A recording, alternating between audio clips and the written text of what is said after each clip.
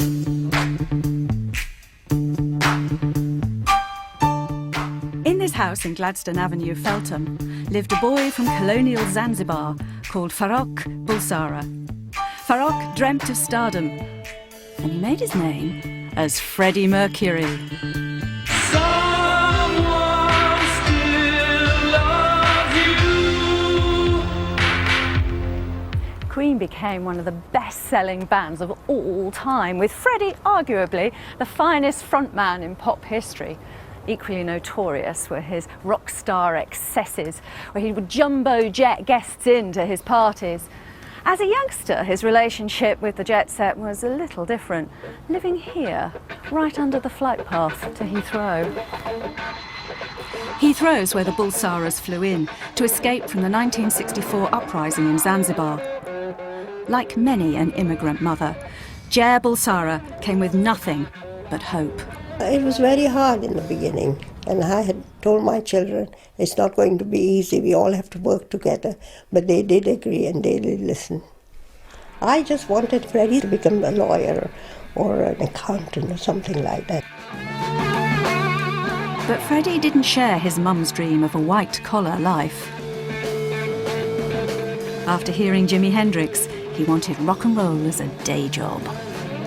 He wanted to analyse it as to how it was played, or the key chords, so that he could interpret it for his own sounds himself. So it was just the repetition of all the music all the time. Over and over and over. Yeah. So was this where he first started writing music? He used to write all his music before going to college, put it under the pillow and telling me not to remove any pieces of paper from underneath. While the teenage Freddie made friends, Hounslow Borough was far from welcoming to some of the new arrivals. The local paper's letter pages reveal a deep distrust of the new neighbours. About 100 local residents came together saying that they didn't like the way the district was changing, and there should be tighter controls on immigration. But they were often taking jobs that lots of English people didn't necessarily want to do, so that the employers were looking abroad to find labour for an area which had quite a serious labour shortage. It was a boom time for employment in West London. And the biggest boom came from Heathrow, where Freddie's chief administrator, Dad, took a lowly bookkeeper's job. But his son had other ideas.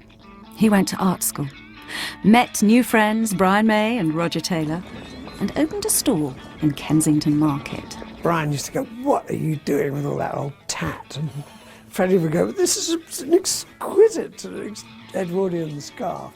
But we managed to sort of scrape a living.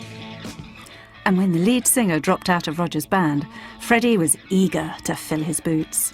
He lacked technique, I think, at first, and it was very reminiscent of a sort of Randy Sheep. But he developed this great singing technique. He was an incredibly powerful singer.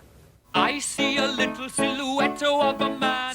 With an impressive 4-octave vocal range, Freddie had truly found his voice.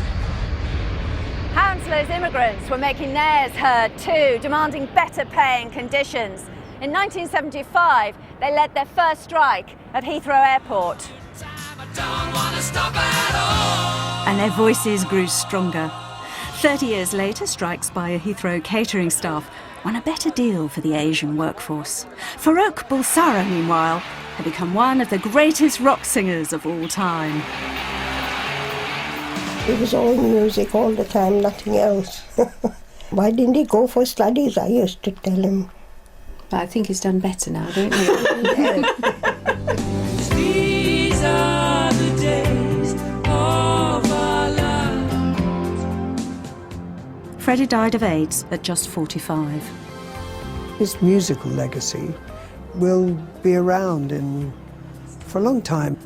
But I think above all he'll be remembered as this great sort of slightly self-mocking showman.